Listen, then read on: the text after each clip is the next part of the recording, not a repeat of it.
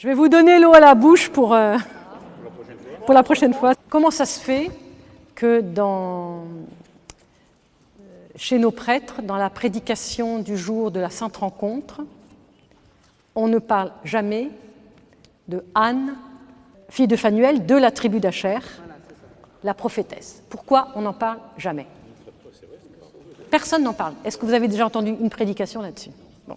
Je ne sais pas si les protestants en parlent aussi, mais bon. C'est très curieux, vous ne trouvez pas? Bon, si on reparle de la Sainte Rencontre, vous aurez tous les secrets. Non, mais c'est juste pour dire, c'est un peu comme une conclusion, mais c'est juste pour dire, si vous regardez bien dans votre texte de l'Évangile, la présence de la Anne, fille d'Acher, elle a au moins 4 versets. C'est très très long ce qu'on dit sur elle. Et on se dit, enfin moi c'était la question, moi qui suis bibliste, on se dit mais pourquoi Luc prend autant de temps et autant de parchemin pour nous parler d'une Anne, fille d'Acher, qu'on n'a jamais vue avant l'Évangile et qu'on ne reverra jamais de tout le reste de l'Évangile. Et donc, ce à quoi je vous invite à faire, après cette petite introduction, ce petit goût-là qu'on a eu aujourd'hui, c'est de poser des questions. De ne pas prendre un texte tout fait et puis de trouver que tout est évident et tout est normal. Rien n'est évident, ni dans le Premier Testament, ni dans le Second Testament. Poser des questions au texte. Il y a beaucoup d'anomalies dans le texte. Nous avons reçu, comme chaque année d'ailleurs, un évêque du Liban pour le dimanche de la Samaritaine, pendant le temps pascal. Quand on a mangé avec lui à midi, toutes les 5 minutes, il nous disait « Mais vous ne trouvez pas que dans l'Évangile, ça c'est bizarre ?»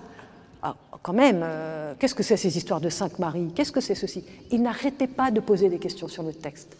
Donc on voit bien que ça devrait normalement être notre tradition orientale, et ça devrait être la tradition même de tous les chrétiens, de ne pas se contenter de ce qu'on a et de dire « Ah ben oui, c'est normal, tout est comme ça, c'est normal. » Ben non, c'est pas normal. Il nous faut poser des questions au texte.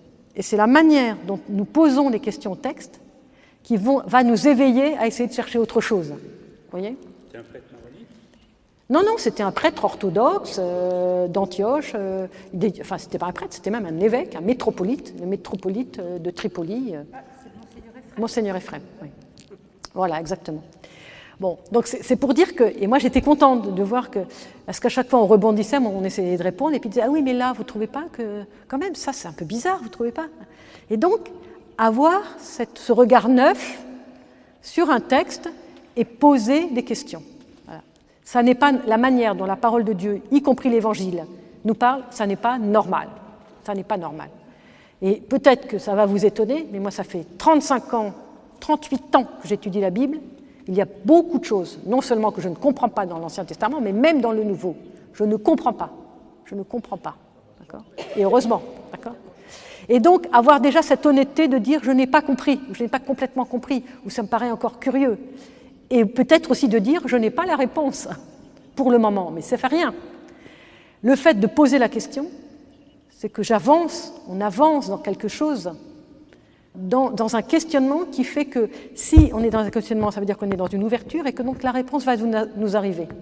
Tôt ou tard, elle va nous arriver, que ce soit par un événement, parce que vous savez bien que l'événement est aussi parole de Dieu. L'événement est parole de Dieu. Voilà. Et donc tout récapituler, la vie chrétienne, la vie liturgique, la parole de Dieu, la vie que je vis en tant qu'être humain avec mon travail, mes enfants, etc.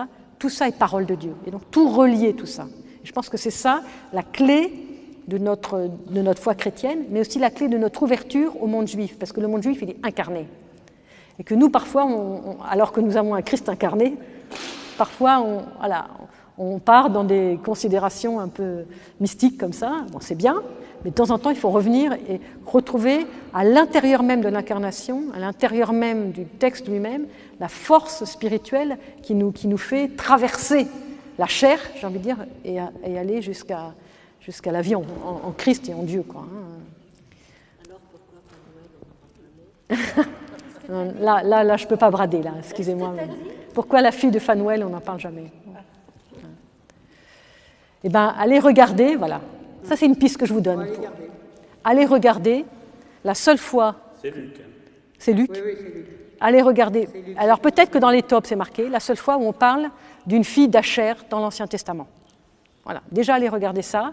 Ça vous donnera un petit élément. Mais le problème, c'est que tous les éléments sont en fait dans la tradition orale d'Israël. Et là, malheureusement, tout est en hébreu et peu ont accès à cette tradition. Voilà. Mais voilà, on en parlera. La prochaine fois que je viens, on pourra passer 1h30 sur la Sainte Rencontre. Ou 2 heures. Bon. Lui, il me prend au mot, hein, vous avez vu. Hein. Et il a raison. Et il a raison, il a raison. Bon, voilà. Alors voilà, ça, je ne sais pas si ça peut servir de conclusion, mais voilà, c'est juste pour dire qu'on peut entrer dans quelque chose en étant curieux sur les autres et en étant curieux sur nos propres traditions qui sont très anciennes, très profondes. Et pourquoi c'est important d'aller à la source, qui est la racine juive? Premièrement, parce que là est la clé aussi de la réunion des églises. Ça, c'est très important.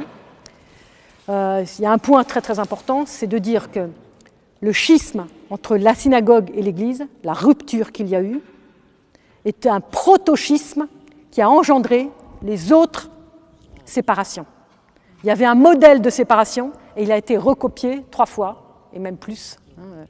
Et donc, si on retourne ensemble à la source, on retourne ensemble en pénitence, en repentir par rapport à cette séparation brutale avec la synagogue, même si maintenant on peut accepter une séparation, que cette séparation elle soit douce, qu'elle soit plus une séparation violente et une anathémisation de l'autre, mais qu'elle soit, voilà, c'est dans le dessein de Dieu, il fallait qu'il y ait 2 communautés distinctes, mais maintenant on peut être ensemble.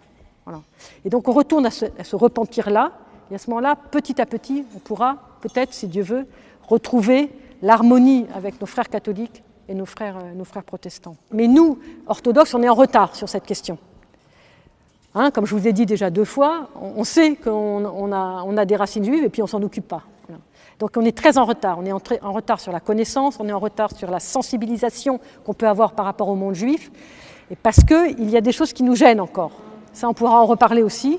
Je pensais aborder cette question aujourd'hui et finalement on ne l'a pas fait, mais peu importe, on en reparlera. Il y a des grandes tensions entre les communautés orthodoxes et les communautés juives sur le plan de l'histoire, des grandes tensions. Et ces grandes tensions doivent être purifiées. La mémoire doit être purifiée, la mémoire doit être guérie. Il y a des mémoires blessées sur ces questions. Voilà. Et donc, petit à petit, on va y arriver, mais il faut que tous on s'y mette. Qu'on soit ensemble dans ce repentir et dans cette désolation d'une rupture qui a causé autant de dégâts, j'ai envie de dire. Il y a certains papes qui ont fait des pas. Non, les papes ont fait des pas, mais moi je parle des orthodoxes, et c'est le problème. Voilà. Les papes ont fait beaucoup de pas, mais nous, chez les orthodoxes, il n'y en a pas eu beaucoup, en tout cas pas assez, et c'est ce que nous reprochent les juifs, parce que je suis très en contact avec eux, ils nous le reprochent. Et vous ne faites pas de déclaration, et vous ne faites pas ceci, et vous ne faites pas cela. Voilà. Qu'est-ce que je réponds? Bon, voilà. Donc on a beaucoup de travail sur ces questions, de comment on peut sensibiliser les uns les autres au sein même de l'orthodoxie. Voilà. Sans faire du mea culpa toute la journée, il ne s'agit pas de ça. Mais voilà, avoir une vraie conscience des torts et puis avancer ensemble dans une vraie réconciliation qui soit honnête, qui soit juste, où on n'édulcore pas sa propre tradition sous prétexte qu'on aime celle des autres. C'est d'être respectueux et d'essayer de comprendre quel est le mystère d'Israël. C'est-à-dire que depuis le début, les pères de l'Église disent « mais bon, Israël, ils n'ont rien compris, ils n'ont pas reconnu le Christ ». Mais est-ce qu'ils ont vraiment rien compris? Voilà, c'est la question qu'on peut se poser. Est-ce qu'en fait, ils ont vraiment rien compris? Ou est-ce que ça n'est pas dans le plan de Dieu, il y a quelque chose dans le plan de Dieu que nous, on n'a pas compris, que nous, chrétiens orthodoxes, on n'a pas compris. C'est ça qu'il faut qu'on commence à comprendre. Il y a quelque chose dans le plan de Dieu. Et vous savez que ce n'est pas pour rien que saint Paul parle d'Israël en disant « c'est le mystère, c'est un mystère ». Et le mystère, on l'emploie pour les grands mystères, pour les saints mystères. C'est un mot... Et quand saint Paul l'emploie dans l'Épître aux Romains, c'est un grand mystère, Israël. Ça nous montre à quel point il nous faut être humbles, ou plutôt que de dire ils n'ont rien compris et puis les dévaloriser à tous les tournants de rue. Attention, on n'a pas compris quelque chose, nous. Voilà. Et respectons Israël, et respectons même qu'on n'a pas compris, et respectons que Dieu les a gardés jusqu'à aujourd'hui pour que nous, on comprenne quelque chose. Voilà. C'est fondamental. D'accord ? Donc si on repart avec ça, on a déjà